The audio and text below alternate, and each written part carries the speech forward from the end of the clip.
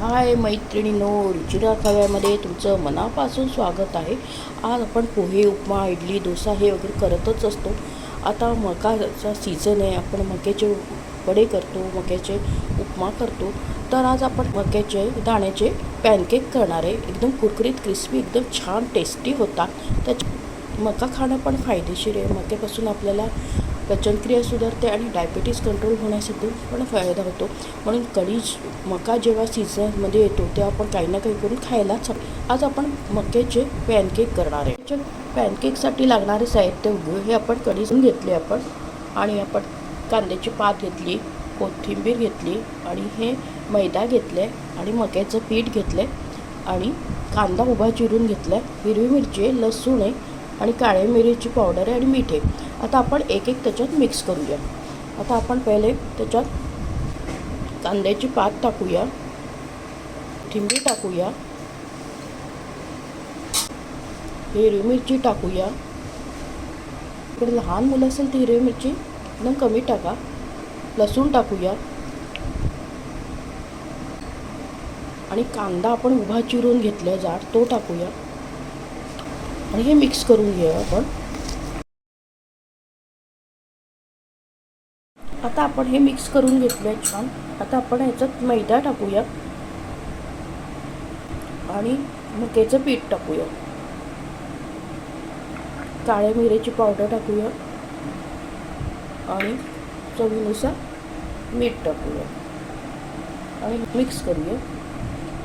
आणि आता पाणी टाकूया, थोडं पाणी लागेल.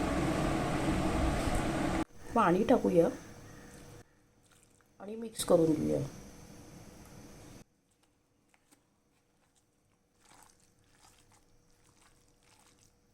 आता आपण हे पॅनमध्ये टाकूया.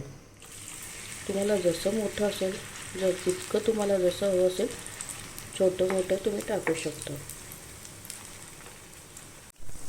दुसरं टाकूया आपण.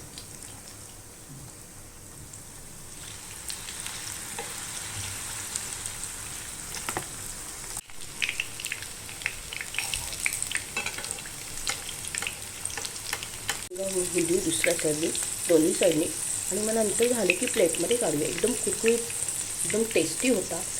तेच आपल्याला पोहे, उपमा, इडली, डोसा खाऊन कंटाळा येतो. हे मक्याचं खाणं पण आपल्या शरीरासाठी एकदम फायदेशीर आहे. तर आपण वेगळा पदार्थ मुलांना, घरच्यांना तेच खाऊन कंटाळा येतो. हा वेगळ्या प्रकारे तुम्ही नक्की करून बघा. आता आपण प्लेटमध्ये काढूया. बघा एकदम क्रिस्पी झाले.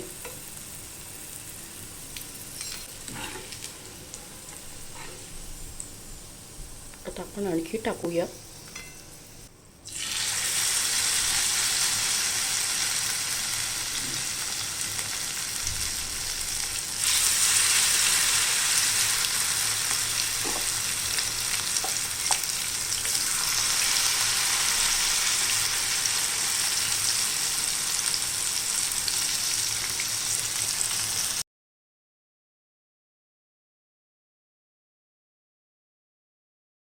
काढून घेऊया.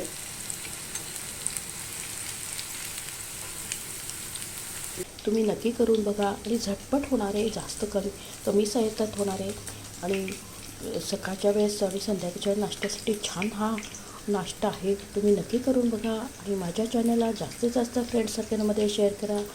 रेसिपी आवडल्यास लाईक आणि सबस्क्राईब अवश्य करा. लवकरच भेटूया नवीन रेसिपीसोबत. तोपर्यंत मस्त खा, आनंदित राहा आणि स्वस्थ राहा.